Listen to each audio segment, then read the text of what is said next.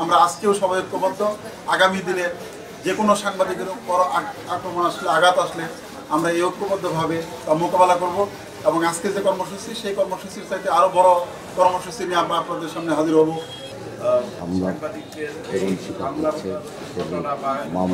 হত্যা এবং নির্যাতনের শিকার হয়েছে তাদের সকলে দ্রুত বিচারের দাবি করছি। আমাদের এই প্রতিবাদ কর্মসূচির মাধ্যমে প্রশাসন এবং সরকারকে জানান দিতে চাই, যদি এই ধরনের ঘটনা অব্যাহত থাকে, ঘটতেই থাকে, জাতির বিবেক, গণমাধ্যম হচ্ছে রাষ্ট্রের চতুর্থ স্তম্ভ, এর উপর যদি আঘাত এভাবে চলতেই থাকে, এই রাষ্ট্র, সেই রাষ্ট্রের যে সঠিক যে চরিত্র সেটি থাকবে না। দেখতে পাচ্ছি একের পর এক সাংবাদিক ভাইয়েরা হামলার শিকার হচ্ছেন। এটা একটা মনে হয় যেন আমাদের অন্যান্য কার্যক্রমের মতো একটা কালচারে পরিণত হয়ে গেছে। সর্বোচ্চ শাস্তির দাবি করছি।